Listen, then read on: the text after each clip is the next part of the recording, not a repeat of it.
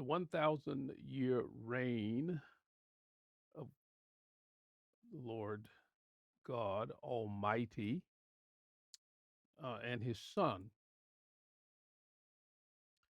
The rule of Christ is called the kingdom of God. It is the authority or the authorizing partnership of the kingdom.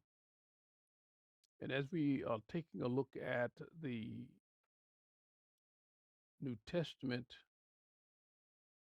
detailed arguments for the kingdom of God, we're going to have to defend some positions that we take that are not widely agreed upon by many people who claim to be believers. Not doubting that they're believers. I'm simply saying that there are different positions on this topic, and people take varying views. Now, if you were with us on last week, we tried to make the case that it really is about your hermeneutic, and that any discussion about the end time sequence is going to prove futile um, unless you come to some agreement about the hermeneutic, your Bible study method. It is with a discussion of your Bible study method that really will drive whether there should be ongoing dialogue with someone who takes an opposing view than that of yourself. It is not that you seek to be arrogant in refusing to debate, but rather it really makes little sense to debate if you can't agree on the ground rules. Going into a public debate, a professional debate, one of the first things that one does is figure out what are going to be the ground rules, what are going to be the topics, and what would be seen as a credible argument in support or against. So, as you share your view, understand that there will be those who will disagree. And you can't really get past the disagreement until you really figure out um, what kind of hermeneutic we're going to use in discussing um, the topic. Now, I believe that Revelation 20, verse 4, then I saw thrones, plural, and seated on them were those to whom the authority to judge was committed. Also, I saw the souls of those who had been beheaded for the testimony of Jesus and for the word of God, and those who had not worshipped the beast or its image and had not received its mark on their foreheads or on their hands. Now, that description to me absolutely will not allow any interpretation of prehistory.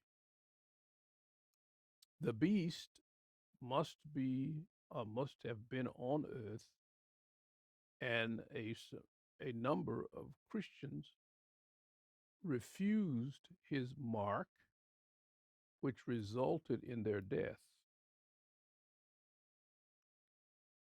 It's hard for me to imagine that this is a past event that has happened for the rest of human history. No believers have been confronted with this reality.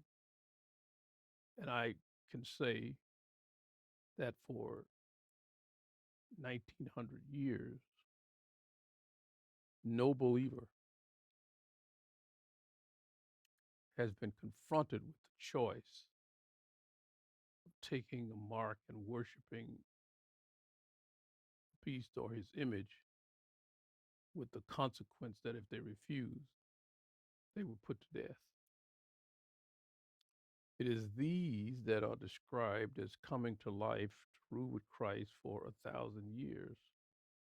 Now, if one is an amillennialist or a postmillennialist or panmillennialist, he or she would see a spiritualization occurring here that, in my hermeneutic, it simply will not allow. The support for a normal, natural, customary sense of what this text is detailing would appear to me to have a firm basis in Isaiah chapter 11, verses 1 through 11. There shall come forth a shoot from the stump of Jesse, and a branch from his root shall bear fruit.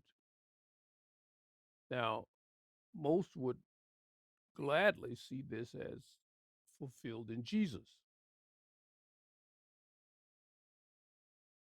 And the Spirit of the Lord shall rest upon him, the Spirit of wisdom and understanding, the Spirit of counsel and might, the Spirit of knowledge, the fear of the Lord, and his delight shall be in the fear of the Lord. He shall not judge by what his eyes see, or decide disputes by what his ears hear, but with righteousness he shall judge the poor and decide with equity for the meek of the earth. He shall strike the earth with the rod of his mouth, and with the breath of his lips he shall kill the wicked. Righteousness shall be the belt of his waist, and faithfulness the belt of his loin. The wolf shall dwell with the lamb, and the leopard shall lie down with the young goat, and the calf and the lion and the fatted calf together. And a little child shall lead them. The cow and the bear shall graze, their young shall lie down together, and the lion shall eat straw like the ox.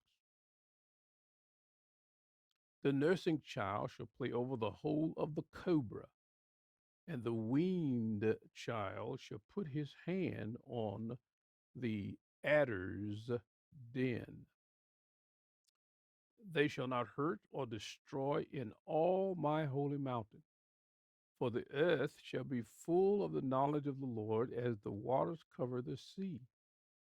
In that day, the root of Jesse, who shall stand as a signal for the peoples, of him shall the nations inquire, and his resting place shall be glorious.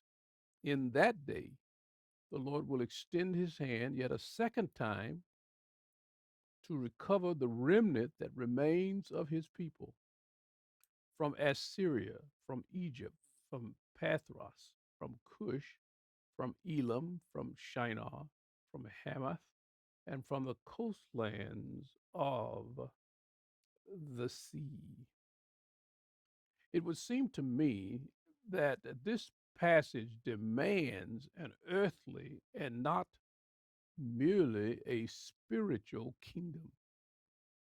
For those who use an allegorical or spiritualizing hermeneutic, it would seem to me that Isaiah chapter 11, verses 1 through 11, simply cannot tolerate that hermeneutical methodology. The textual anchors of Isaiah 11:1 through 11. First, notice the geography. You have the earth, the land, Assyria, Egypt, Pathros, Cush, Elam, Shinar, Hamath, and the lands of the sea.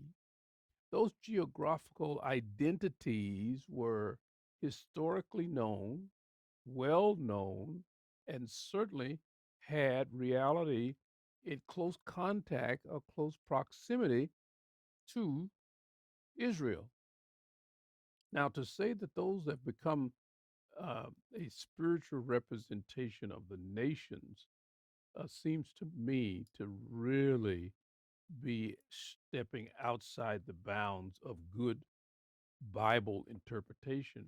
Those are literal peoples, and they are not here depicted as uh, Christian, but in fact, inhabitants where Israel will be called away from. The ethnicity, the nations, is in contrast to the remnant of his people in verse 11. The world did not become the people of God. The nations are the um, countries or peoples that have in fact enslaved the remnant of God's people from which he will call them. And notice that this is a political rule. He shall strike the earth with the rod of his mouth. That is the son of David. This Davidite is not coming with having conquered, but is in process of conquering. And in so doing, we're told that he is going to actually strike the nations. Isaiah does not, it seems to me, that the kingdom begins with regeneration, not annihilation. Isaiah does not describe the destruction of the present earth as detailed in Revelation 21 and 22. Instead, he describes a renewed order within the existing creation. Isaiah does not describe God destroying the heavens and the earth and creating a brand new one, but rather he describes peoples living on this earth with consequences that reflect reformation or change. Now, I would defend this by first saying that this places Isaiah 11 between the present fallen age and the eternal state. It fits in between it. It's a sandwich. This aligns precisely with a messianic intermediary reign.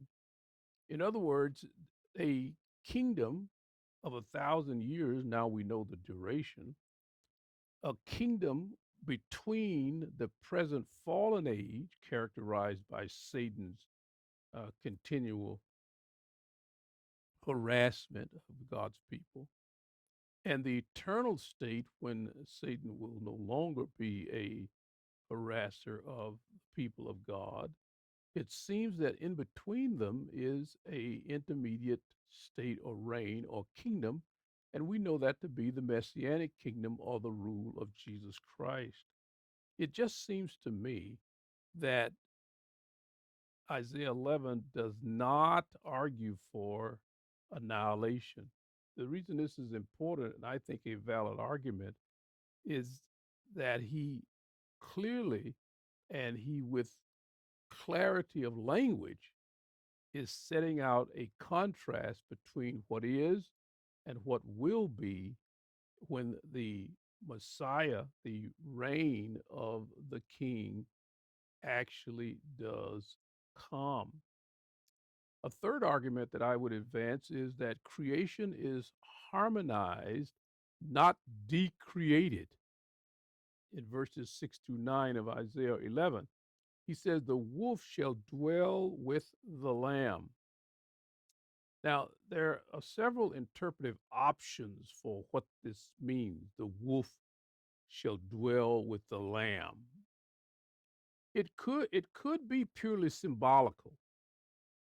In other words, uh, it represents moral peace only. And there are those who will certainly want to take that position. The second option is that this is a literal zoological transformation. Animals that have, for centuries, attacked, eaten, and fought each other or have become best friends. This is quite a change. The literal peace grounded in curse reduction is a third option, this literal peace that comes about as a result of the curse that has plagued creation for the last 6,000 years, is reduced sufficient to allow animals that once were enemies and knew only to instinctively attack, to kill, are suddenly at peace. It would seem to me that this third option, this literal peace grounded in curse reduction, so that animals that once killed and were prey to one another, is no longer the case, that the fear of humans is no longer there, and humans have no fear of them. This third option, to me, best accounts for what is described in Isaiah chapter 6, verse 9. That just simply cannot be a reductionistic idea that it's just symbolic. It doesn't represent real actions on the part of the animals that are listed. Yet the author seems to go out of his way to use illustrations of the animal kingdom that would best portray this radical transformation that will occur, that will cause a reduction in hostilities between one and another. This to me is a very strong argument for a kingdom that is yet future, where these examples will be reality. The wolf shall dwell with the lamb and shall not eat it, but in fact will be as domesticated as the lamb is now. Creation is harmonized. There's no decreation going on here. This third point, to me, class, I think you got a strong case for why this cannot be spiritualized or moralized or symbolical, or you don't use a hermeneutic less than that, which is the normal, natural, customary sense of the text. This, to me, is a strong case for that. Now, why would I say that? Well, animals are named, not types of people. We're not talking about good people, bad people, mean people, nice people, meek people, or great. He's talking about animals specifically, and who, by the very nature, by the very name of their nature, is indicative of hostility between one and the other. The predatory instincts of animals are altered. The lion shall eat straw, the text says. Children interact safely with formerly lethal animals. Their lethality has been taken away. They're no longer killing with the bite. In fact, they're not even biting. This is quite remarkable. It just cannot be. Um, you can't tolerate the notion or idea that this is merely metaphorical language. To me, it does tremendous damage to the text. Isaiah seems to echo Genesis 1 and two's conditions. He does not seem to be echoing heaven. The curse of Genesis 3 is partially lifted, not reversed entirely, as in Romans chapter 8, verses 19 to 22 anticipates precisely this. Creation is liberated in stages. There is not one to one in that it was complete and total hostile, which gives way immediately to an eternal state of peace. Doesn't seem to go that far, that fast, but rather goes in stages. So creation is harmonized, is not decreated by what is described in Isaiah chapter 11, verses 6 through 9.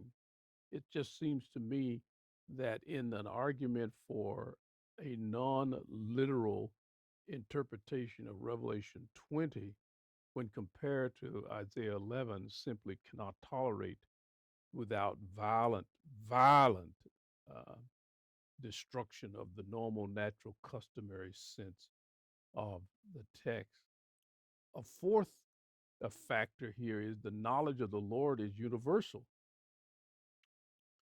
yet it seems to be mediated. In verse 9, he says, the earth shall be full of the knowledge of the Lord as the waters cover the sea. The earth shall be full of the knowledge of the Lord, just as waters cover the sea. This is universal awareness, but not universal glorification. I would say that this is a strong argument against the idea that the kingdom is already have occurred and that we are either living in it or it has passed or the better parts of it are still coming. I would argue against that. Nations still require instructions. If you see back at Isaiah 2 2 to 4, the people still need to be taught about God. They still need to be called to understand who and what He does. This seems to me to be contradictory to the notion that we are in the eternal state or that the eternal state has come about where education will not be required. The king rules with righteousness and enforcement. He strikes the nations if they need it. Now, this certainly cannot be the eternal state. And it would seem to me that we are at a point right now in human history where the king has not touched nations that certainly would warrant a strike if that was his behavior. If the modus operandi of the king is to strike the nations who are in violation of his rule and ways, then he has certainly been most neglectful. For the world has certainly not received judgment. Nations that I would think should haven't, which to me is an argument against any notion that the kingdom, in any sense, like what is detailed in Revelation 20, 4 through 6, is in fact a reality. Obedience is expected, not assumed, and it is therefore enforced by divine fiat. That to me is a strong argument against the idea that the kingdom has already come or is in effect or that it has been realized to any degree comparable to what the ultimate manifestation seems to portray as in Revelation chapter 20. This to me is an argument against this notion, not an argument for it. it. To me, it is only by ignoring distinctives As long as you're willing to ignore the distinctives and generalize um, details or simply ignore them or leave them out, it's only then that I seem to have see any way that some of these arguments that are put forward have any validity class. Otherwise, I simply don't see it, can't understand it. Why some would argue so violently for amillennialism or certainly subsequent postmillennialism, or in any sense that the that Satan has been bound and locked away for the last 1,000, 2,000 years. That to me is simply doesn't explain the reality of the world that we live in and the causes for evil to be as rampant um, as as it is. The presence of instruction, the presence of enforcement and righteousness implies governance over unglorified humans, something impossible in the eternal state. So Isaiah chapter 11, verse 1 through 11, in my opinion, simply won't tolerate the interpretation that the eternal state is being described by Isaiah in chapter 11, verses 1 through 11. Jesus has not come, the world has been cleaned up, set pure, and set on an eternal journey. And that eternal journey is what Isaiah is describing. It that simply, to me, violates the text to such a degree that it becomes nonsensical. Man is in need of instruction, which Jesus is giving him. His righteous laws must be enforced. There are penalties if you do not obey. The call for righteousness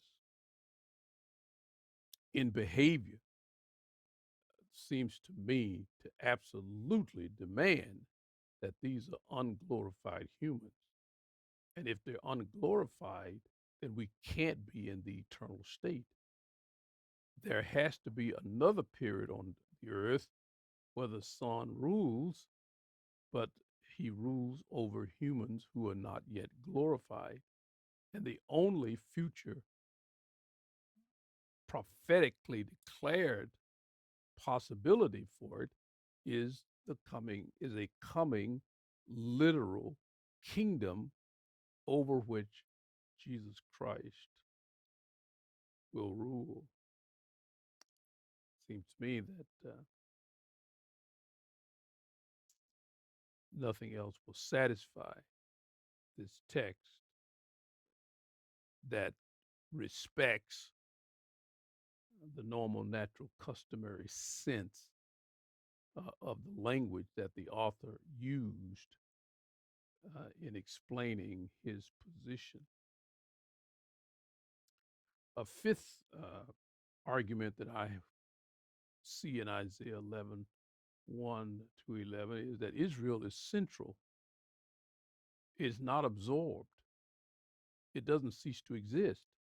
It doesn't transform into something else. Isaiah explicitly teaches one, a regathering of ethnic Israel. In fact, he says it's a second worldwide regathering, the result of which is a restored national identity. Now, as much as I can tell, this has never occurred historically and certainly has not been fulfilled in the church age. Even if one was to attempt to suggest that the regathering of Israel in 1947, becoming a nation, and operating over the last 50 to 60, 80 years that would not constitute the peaceful existence of God's people that is promised. They've barely been able to hold it. Only with defense of their own lives have they been able to maintain their control. That is opposite, in my opinion, against what is described in the text. What is more important here is that Israel, as a nation, as a people, are represented by the text. This is not a spiritualized church becoming Israel. It's not that the church has replaced Israel or that Israel has been absorbed into the Gentile dominated church. When the text says that he will gather them for a second time, that to me is a powerful constraint against the notion that this is a description of human history that has already occurred. It simply hasn't, in no shape, form, or fashion, to the degree to which the text seems to argue. My point is that Israel is central to the prophetic description that Isaiah is giving in chapter 11, verses 1 through 11, which to me lends support to a future fulfillment of Revelation chapter 20. There simply is, to me, no way to get around it other than simply ignoring the details in this text, generalizing the details away, and then spiritualizing it to fit someone's theological framework. But that framework is not biblical in my view. The kingdom does not erase Israel, it vindicates the covenants, the Abrahamic covenant, the Davidic covenant, and the new covenant. The nations are blessed through Israel, not in place of Israel. And the only way that the passage can be used to argue that the nations have taken the place of Israel, that Israel has no future, there's no use for her in God's coming economy. Seems to me that position requires for you to abandon the text in any real sense. Kingdom doesn't erase Israel. Israel is not done away with. It, in fact, fulfills the promises of God to Abraham, to David, and fulfills the promise of a new covenant that Jeremiah articulates. It seems to me that the price of erasing Israel, the price of spiritualizing the text and to make it fit some some notions are just too grievous. They do too much damage. The text becomes almost incoherent. And there's no real need, class. There's no need for such actions to occur. Um, in order to for the Bible to quote unquote make sense. Just it's just not necessary, in my opinion. A sixth reason why I believe Isaiah 11:1 through 11 supports a normal, natural, customary sense, a literal fulfillment, is the nature of the earth during the kingdom. Isaiah 11 alone, we can affirm that the geography that is described in Isaiah 11 is the present earth, is not a new earth, it's not a completely remanufactured earth. Peoples are still geographically located where they have historically been located, whether by name or not.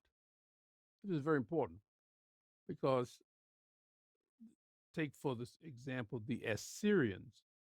There is no land mass where a nation of people called Assyrians exist on maps. But there are millions of people who claim Assyrian ancestry in part of north um, west Iraq, Syria. Those peoples claim direct bloodline to the historical Assyrian people. Their country has been swallowed up and divided out and by the Brits when they left the region, as well as by the Turks. But those people are still there, and at some point in the future, I believe that they will once again occupy that land, and they will be called the Assyrian people, just as what has happened with the nation of Israel and is going to continue to happen. This also, I believe, will happen to Edom, Ammon, and Moab, three countries that are now basically North Saudi Arabia, Jordan, and a little bit of what is modern day Syria. These countries are geographically present on the earth and they have not changed. Notice the politics. We are told that this is a monarchy, a rule by a Davidite, one from the stem of Jesse. A son of Jesse will rule. Notice the nations distinct and functioning. They have not all become one world. They're not one peoples. Nationalities have not lost distinction. Egyptians are still Egyptians. Syrians are still Assyrians. These people are distinct and different, and they are geographically identifiable. Notice also creation that has been harmonized. There's been a reduction in the curse. Hostility has given way to a tame domestication. The nature meat eaters, lions, have been turned into straw eaters like cows. This this signals a transformation, but not eternity. There's a difference. Notice death. Death is restrained, but not eliminated. Unlike in the eternal kingdom, where there will be no death, no dying, and no tears associated with death, and dying.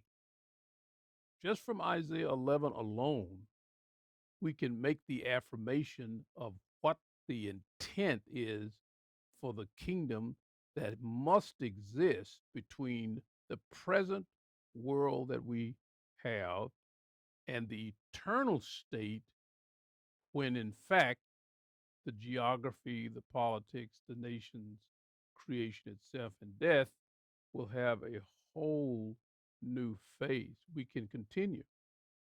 Death is restrained, not eliminated. Sin will be judged swiftly, but not impossible. In other words, men will still sin. This is not described as a reality for the eternal kingdom. I don't believe there will be sin or sinners living on the earth during the eternal kingdom. Knowledge, universal awareness of God will be applicable. Men can know him, though they will have to be taught. Then finally, Israel is restored, is the central focus, and she is honored by her God before the nations. In fact, in the list of nations that are named in this passage, those are nations that surround Israel. Now, there certainly were other nations, but Isaiah seems to focus on those that were in closest proximity to the land of Israel. I think we can conclude that this is not Eden and it is not heaven. It's a description of the messianic kingdom on earth. The only reality that will allow the normal, natural, customary sense not to abuse language, but to allow it to have its normal, natural function is to take Isaiah 11 and Revelation 20 in a literal sense. Now, sometimes our detractors um, attack us when we say literal. They push us to suggest that we don't believe in literal interpretation at every turn, that sometimes we allow a metaphorical interpretation, sometimes we allow figurative interpretation. So when we say literal, we don't really mean literal in every letter of the law.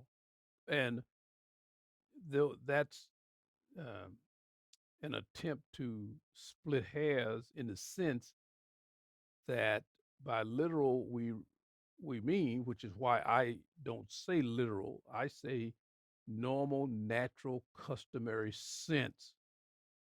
What was the normal, natural, customary sense of the author's intent as reflected in what he wrote? Some language is metaphorical, it is to be interpreted metaphorically, but there must be textual clues that indicate that beyond the reader's attempt to determine it. He should discover what is intended by what the author actually wrote. And it seems to me that Isaiah 11 cannot, in any way, shape, form, or fashion, be descriptive of the eternal state, but must describe a messianic kingdom, messianic in the sense that it is ruled by a Davidite, a son of Jesse, as Isaiah promised in chapter 11, verse 1. Therefore, I think we can draw these conclusions. If Isaiah 11 does not describe a future earthly kingdom, the geography is meaningless. It seems to me it would make no sense for Isaiah to be so specific in describing nations that would be historically well known to his readers. Now, here we are, 30, almost 3,000 years, 2,500, let's say, 2,500 years from the time Isaiah wrote this. But at the time he wrote it, the people who were the recipients, Israel, they would have known the nations and the peoples that Isaiah referenced in chapter 11, verses 1 through 11. But if that geography was never intended to be literal, but in fact was spiritualized, symbolical, um, that to me would make it nonsensical, have no value. The animals are metaphors without anchors.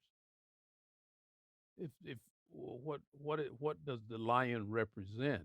What does the wolf represent?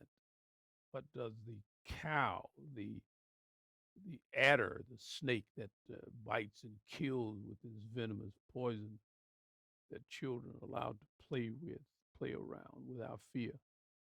What do these things represent? If you take away the normal, natural, customary sense, then what or who is represented by these, and why these and none others? Third, Israel's promises are dissolved. Now, many uh, those who spiritualize and allegorize scripture, they have a little problem in erasing Israel off the map and replacing it with the church. In their replacement theology, Israel is no more. God is done with them. He has thrown up his hands and he is not going to fool with them anymore.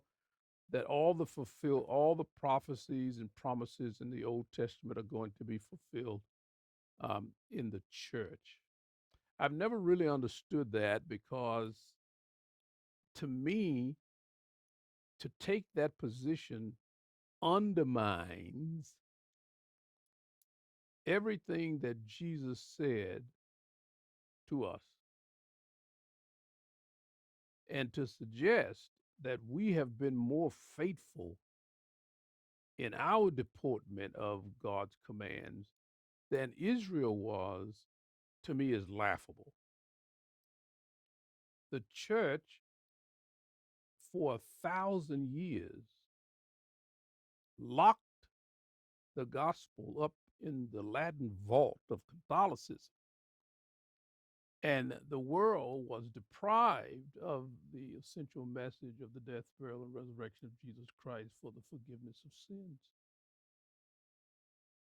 For To me, for people to suggest somehow that the church has been more faithful and therefore should not worry about being supplanted by some other program of God just doesn't bear weight, given that if God could break, or let's say he recategorized his promises to Israel by replacing it with the church. If he could replace Israel with the church, then he can replace the church with something else. Perhaps he may decide to go back to Israel.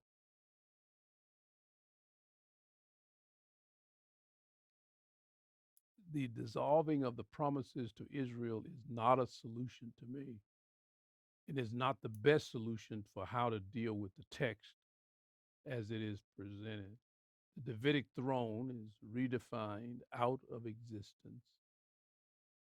A Davidite, a son of Jesse, was promised to come and rule over the nation of Israel in a peaceful coexistence when the ravages of sin have been radically reduced, and the people enjoy the earth that God originally promised. It seems to me, ladies and gentlemen, that to foster the position of those who argue any position other than the normal, natural, customary sense, that is, a future kingdom ruled by the Son of God on this earth, where the nations are his captors. He captures them and he rules them. Anything less to me is, you might as well throw away the book. If Isaiah means what he says, then the kingdom is coming to this earth, just as God promised way back 10th generation from Adam through Enoch. And it will be glorious, it will be ordered, it will be righteous, and it will be temporal. It will be one step from the door of eternity, but it is not equal to eternity.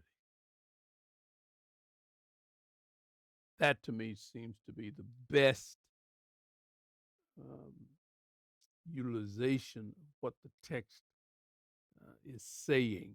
And I hope that we would be more inclined to think in that way. Human history is moving towards a climax, but not the ultimate climax.